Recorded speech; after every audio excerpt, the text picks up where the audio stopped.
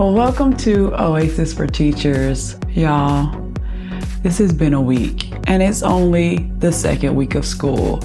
I have had parents arguing with me. I've had parents yelling at me. I have had them go to administration, go to the county level. They pretty much think that I am Satan incarnate, and I'm just doing the best that I can.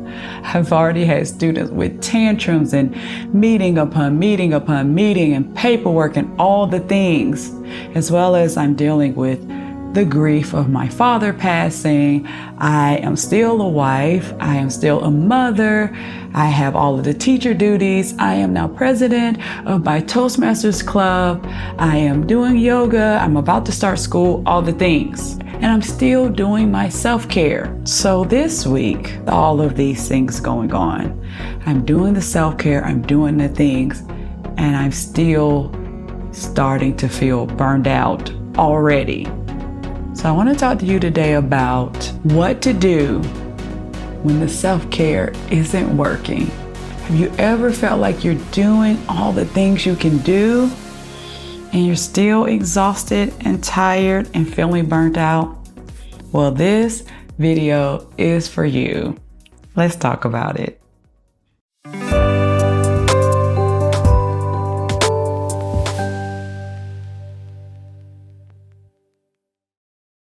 Well, hello again, wonderful educators. It's Jill Waters, your Oasis mentor here, and I can't wait to dive into this video with you. If you need more resources on how to overcome burnout through self-care, go to oasisedservices.com. Don't forget to like and subscribe to this channel. Wow, this has been a lot, and it's only 2 weeks of school. I mean, even pre-planning was meeting upon meeting upon meeting. You have open house, or what we call meet and greet. And now the first week of school is a blur. The second week of school is a blur. And just trying to get used to my students and my new co-teacher, who are all wonderful, by the way. But you understand, if you are an educator, you understand what the first week or two of school can feel like. And this one for me has been a doozy, because not only am I trying to just get back in the flow of things, I am still grieving my father's death from this summer. I am now president of Toastmasters. I'm still giving speeches. I'm preparing for a speech competition that's coming up next month. I am preparing my mind because I'm starting school in a couple of weeks. And I still have my relationships with my family, with my spouse, with my children, all the things. I'm still on Oasis. And so I found myself just feeling really overwhelmed, really burned out, even though I'm doing all the self-care things. I am doing yoga every day. I am pretty much walking every day, as long as it's sunny outside. I have a treadmill, but it's just not the same. I am praying. I'm meditating. I'm journaling. I'm doing breath work. I'm staying away from negative things. I'm going out in nature. I'm not doom scrolling. I'm listening to encouraging and positive things. I'm reading scriptures and motivational things. And I'm still feeling overwhelmed. Anybody else know what I'm talking about? Well, that was me this week. And as I was walking outside, I really felt God ministering this to me. And I also did some research, and I found out some really powerful things. So if you're doing all that you can do and you are really taking care of yourselves, getting the rest, doing all the self-care things, and you're still feeling burned out, then I want to talk to you about a few things that you can do. So let's talk about what we can do when it feels like the self-care isn't working. So first, let me say this. If you're feeling overwhelmed and burned out and you're not taking care of yourself, that is the result of not taking care of yourself. You have got to refill your cup. Think of it as you are pouring out every day. If you do not do things that are intentional to refill that cup, you're going to burn out. That's inevitable. I like to also use the analogy of the battery. If you do not charge your battery and you are using that energy all day, eventually the energy is going to run out. You're going to burn out. So go back through this channel. There are several videos. I have several coming up for self-care activities and ideas, things that you can do to take care of yourself to help you overcome or prevent that burnout. If you're not doing those things, burnout is inevitable. So you're just feeling the effects of that. But I'm talking about if you are doing the things that you know to do to take care of yourself and you're still feeling overwhelmed, exhausted, and burnout, let's talk about some things that can help you. So the first thing is, are you giving too much energy away? So let's look at the analogy that I said, that I talked about earlier. So throughout the day, let's just start in the morning time. So for example, a morning routine for me helps me to refill my cup, charge that battery. So I'm doing yoga in the morning. I am praying. I'm meditating. I'm journaling. I'm taking that time specifically in the morning. For you, it could be working out. It could be reading. It could be whatever works for you in the morning to refill. Maybe your refill happens at night and it prepares you for the next day. Whatever works for you, you're filling that cup or charging that battery. The issue is that during the day, especially as educators, we're pouring out to our students. We're giving our energy to parents. We're giving our energy to administrators. We're pouring out eventually to our family and our friends. And a lot of times not to ourselves, but we're just pouring out, giving our energy out all day. So by a certain part of the day, you're already feeling depleted. So let's look at that. What are you giving your energy to? So God spoke this to me and I was like, wow, okay. Thank you, Lord. And then I started researching some things and realized how healthy boundaries could be.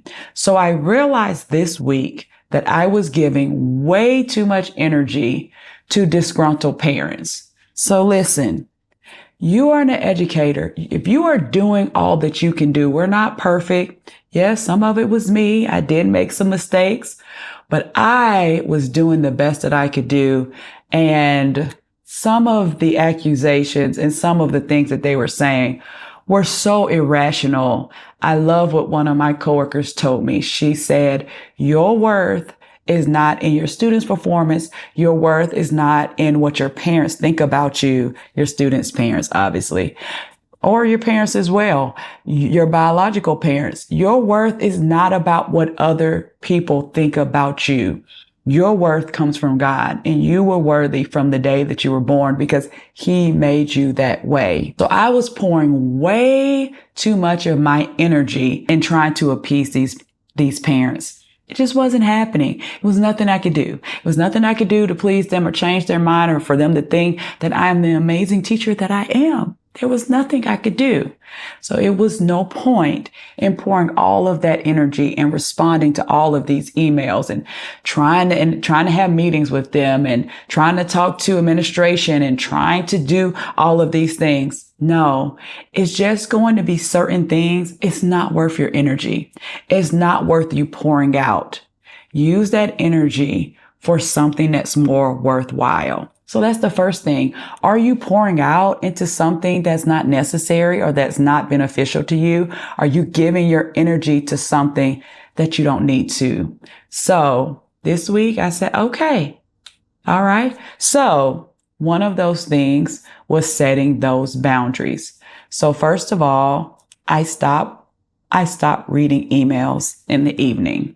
So after a certain time of the day, definitely when I get home, I do not look at school emails. I do not have emails coming to my phone either.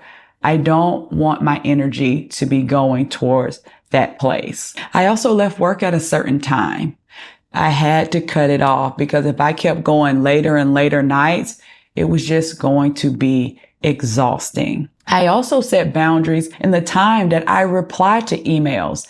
It is our county's policy that you respond to a parent within 24 hours. I was trying to respond quickly and trying to make them feel better. And I thought, hey, they might like me more if I go ahead and respond. No. If you need to back away, take some space and not respond to an email until the next morning or the next day, hey, there it is. Life will go on. If a parent messages you at 8 o'clock at night, you don't have to respond. If a parent messages you during the day, you don't even have to respond in that day. Take some time, process it, step away. So set those boundaries for yourself. Here's another reason why it might feel like self-care isn't working. Are you wasting your time on things that are also draining your energy that could be used for self-care? How much time are you using watching television? How much time are you using on social media or talking to friends or coworkers about negative things or gossiping or complaining? You could use that time to pour into yourself. A lot of times we say we don't have enough time in the day. We have, if we're sleeping 8 hours, that's 16 hours. Okay. So say if we're working 8 hours, so that sleep is 8 hours, working 8 hours. That gives us another 8 hours. What are you doing with the time when you're not sleeping and you're not working? Of course, we gotta do some other things. We have errands and we have family, but you have at least 1 to 2 hours in a day to spend pouring into yourself. If you look at your phone, I know I have an app and it shows me the amount of times that I'm sending messages, the amount of times that I'm on social media, the amount of times that I'm watching YouTube on my phone. You would be surprised the amount of hours that we're spending just mindlessly, that we could use that to pour into ourselves. So could it be that, it's not that the self-care isn't working. We're just not taking that time to do it. All right. And lastly, when it feels like self-care isn't working, I want you to just think about, are you doing enough self-care? So our jobs are extremely stressful. It is one of the hardest jobs in the whole world. It's exhausting. We are a lot of times mentally, the amount of decisions that we have to make in the day is thousands, and we are constantly going, and we're multitasking. Sometimes we're the nurse. Sometimes we're the counselor. Sometimes we're a secretary and we're doing all of this paperwork. We're sending emails. We're making newsletters. We're doing lesson plans. We're doing so many other things other than just teaching our students. So we are constantly pouring out. Are you doing enough self-care to truly replenish all that you're pouring out? So I know for me, listen, 5-minute prayer, that's not enough. That is just not enough for me. Maybe you can go on 5-minute prayers, but for me, if I don't take enough time in the mornings to really pray and stop and meditate and have that quiet time and have that time of prayer, no. Miss Waters is just not going to be the same teacher. I'm not going to be the same parent or wife. More than likely, I'm going to be more cranky than usual. And I'm just being honest. You know yourself. You know the amount of prayer it takes. Sometimes it's just going to take more prayer. Listen, even Jesus said, this demon that needs to come out of this person, it's going to take a different type of prayer. You need some fasting and some praying for some demons. Sorry, I had a rough week. I digress. Listen, make sure that you are actually taking time to give yourself enough care. So it might be, because we know, I absolutely know, and you know self-care works.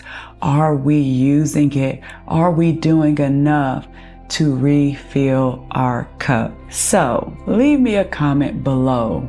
What are some ways that you notice, hey, it's not that the self-care isn't working.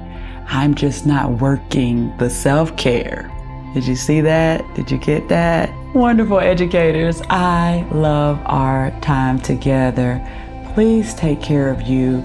Do those things intentionally to take care of you and refill your cup and recharge that battery every single day.